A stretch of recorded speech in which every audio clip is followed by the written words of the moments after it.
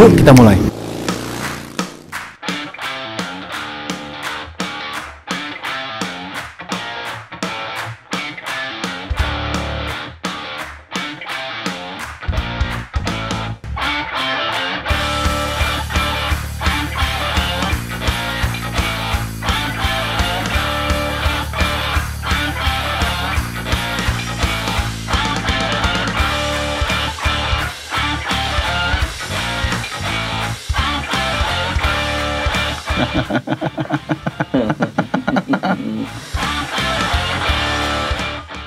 Yang didukung sepenuhnya oleh Bank BTN, Tokopedia, dan Eiger.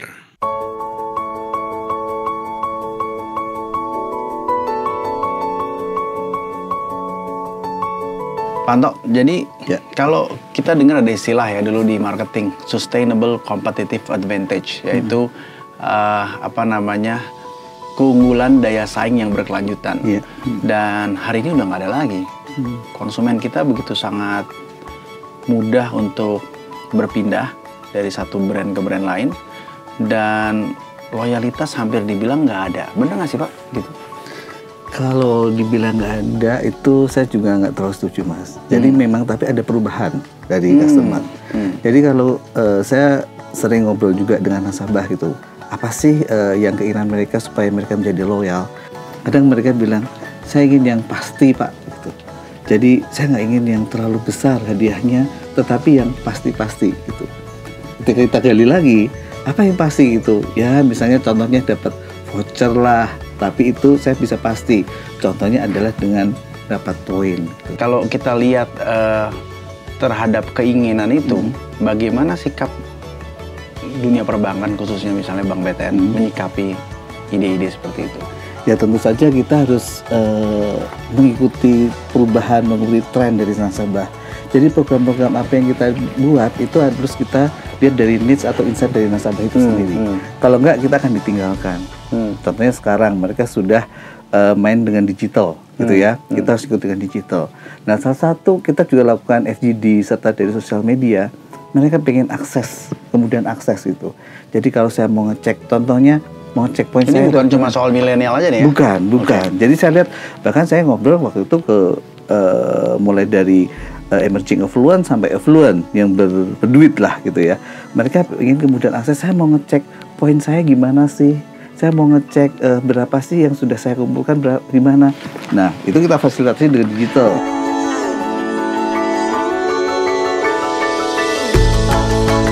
Menjadi salah satu bank terbesar dengan begitu banyak sumber daya manusianya, proses ini kan di dalam untuk selalu beradaptasi dengan konsumen menjadi tidak mudah ya Pak, karena perlu banyak koordinasi dengan masing-masing pihak, dengan masing-masing cabang.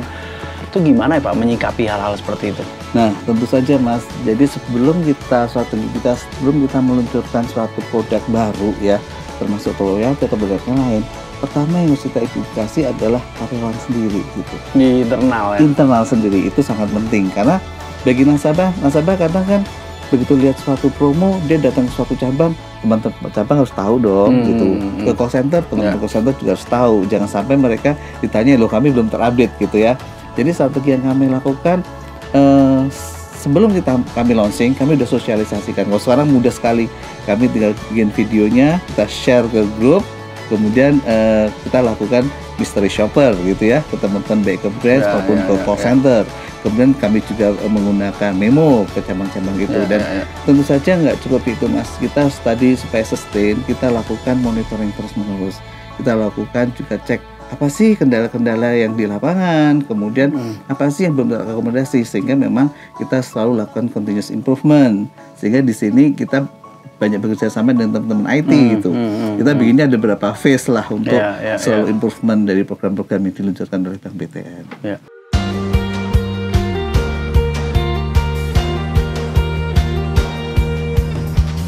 Tapi memang sebagai sosok yang sudah cukup lama di dunia perbankan ya, Pak Anto tuh melihat sebenarnya memang tantangan membangun atau membina nasabah itu sangat berbeda sekali dengan 10 tahun yang lalu, 20 tahun yang lalu. Tentu saja, iya. Jadi apalagi sekarang kan kita banyak anak milenial ya. Milenial sendiri sekarang kan mereka sudah jarang kontak face to face gitu ya, sehingga memang Bank BTN dengan strategi digital kita banyak menggunakan platform-platform digital itu supaya bisa mengakomodasi kebutuhan mereka. Misalnya dimanapun mereka berada, mereka bisa akses baik lewat handphone atau microset atau web, atau kalau dia mau ngobrol bisa lewat call center itu. Nah, bicara soal bagaimana BTN melihat kebutuhan itu dan mencoba memfasilitasinya, apa inisiatif-inisiatif yang kemudian dilakukan oleh BTN untuk terus mempertahankan loyalitas itu? Nah, salah satunya adalah bagaimana menjadikan tabungan BTN itu sebagai main bank gitu.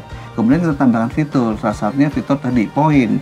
Jadi setiap transaksi itu dia bisa mendapatkan poin-poin, di mana poin itu bisa ditukar dimanapun. Makanya disebut programnya, kita sebut dengan programnya poin serbu gitu. Responnya gimana, Pak? Nah, responnya karena kita itu bekerja sama dengan beberapa partner yang merchant juga ya, merchant yang itu idola lah gitu ya. Kita juga lihat nih.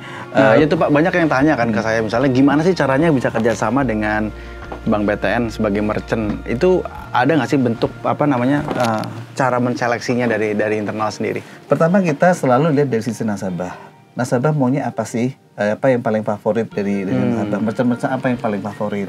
Jadi kemudian kita lihat, kita data nih, kan kita bisa lihat dari behavior customer kita. Kita tarik data, apa sih merchant-merchant favorit? Jadi kalau dari merchant-merchant favorit, kemudian kita kerjasama dengan merchant-merchant itu akan lebih mudah awareness-nya gitu ya. Jadi kita selalu pada saat menunjukkan satu program, kita lihat customer behavior-nya. Menarik ya Pak. Terus bentuknya atau caranya gimana untuk bisa ikut poin serbu? Gampang banget, karena kita kan sudah ngobrol ke nasabah, harus user friendly gitu. Jadi pertama ya, kalau nggak juga ditinggal ya? Iya, kalau nggak ditinggal. Generasi sekarang nggak mau ribet gitu ya. Jadi pertama memang harus buka rekening tabungan dulu. Gitu. Kemudian daftar mobile, mobile bank itu wajib. Nah, kemudian pada saat pembukaan rekening nasabah sudah dapat poin. Kemudian pada saat dia nasabah melakukan top up, itu juga poin. Dan bahkan transaksi yang di mobile mau top up itu selalu mendapat poin. Kemudian saldo di akhir bulan juga mendapat poin. Nah, nanti setelah poin terkumpul jumlah tertentu, itu nasabah bisa redeem gitu dengan merchant-merchant yang kita sudah kerjasama. Jadi memang tagline kan, apapun yang Anda inginkan BTN akan wujudkan gitu. Itu salah satu komitmen kami adalah dengan kerjasama dengan merchant-merchant favorit.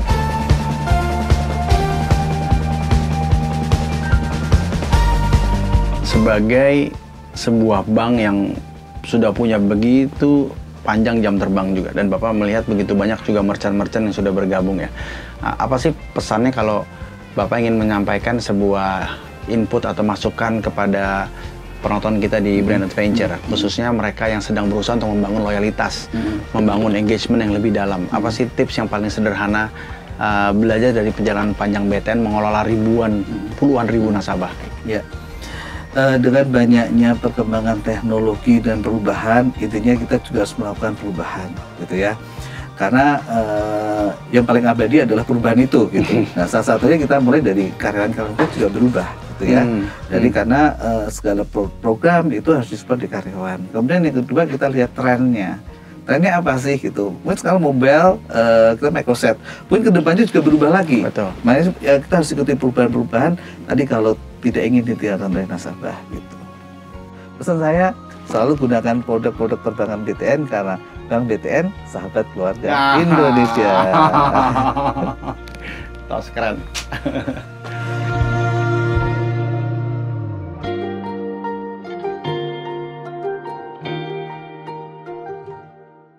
Ikutan poin serbu BTN, buka rekening tabungan BTN Batara, tingkatkan saldo, perbanyak transaksi kartu debit BTN dan BTN Mobile Banking. Tukarkan poin untuk keinginan apapun, raih grand prize miliaran rupiah di akhir periode. Poin serbu BTN, apapun keinginan Anda, BTN akan wujudkan.